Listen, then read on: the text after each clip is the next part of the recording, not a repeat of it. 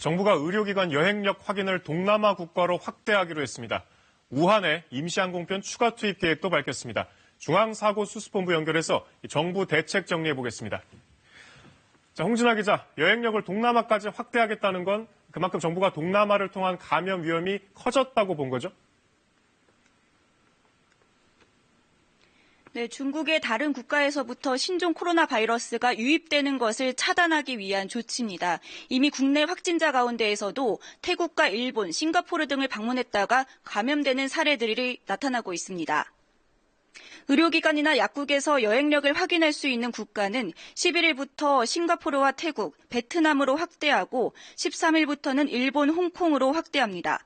17일부터는 타이완과 말레이시아, 마카오 여행력도 확인할 수 있습니다. 한꺼번에 여러 국가로 늘리지 않고 단계적으로 하는 이유는 시스템 과부하가 걸릴 수 있기 때문입니다. 또 지금 중국을 거쳐 들어온 사람들은 특별 입국 절차를 밟도록 하고 있는데 여기에 더해 건강 상태를 확인할 수 있는 자가 진단 앱을 사용하도록 했습니다. 매일 증상을 확인할 수 있게 돼 실질적인 모니터링이 강화되는 겁니다. 정부는 특별 입국 절차와 함께 후베이성을 다녀간 모든 외국인의 입국을 금지하면서 중국 입국자가 전부 다 60% 정도 줄었다고 밝혔는데요. 여행을 계획하고 있는 우리 국민에 대한 권고사항도 나왔습니다. 박능우 중앙사고수습본부장 얘기 들어보겠습니다.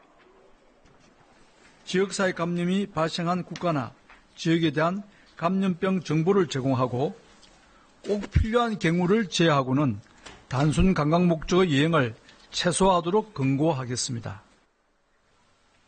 우한에 3차 전세기도 투입되죠? 언제쯤인가요? 네, 정부가 중국 우한에 남아있는 교민들과 가족들을 데려오기 위해 추가 전세기를 투입하기로 했습니다. 중국 정부와 협의되는 대로 최대한 빨리 데려오겠다는 계획입니다. 강경화 외교부 장관 발언입니다.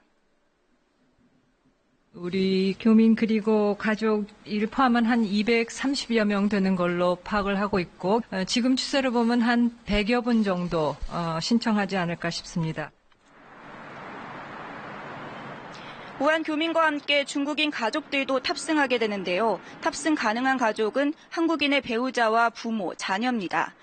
정부는 중국 정부가 당초 중국인 가족의 탑승이 불가하다는 입장에서 최근 허가하는 쪽으로 입장을 바꾸면서 가족들의 탑승이 가능해졌다고 설명했습니다. 격리치료 병상도 확대하기로 했다는데 좀 자세히 전해주시죠. 네, 정부는 국가 지정 격리 병상을 900개까지 확대하기로 했습니다. 현재는 198개 정도가 마련돼 있는데요.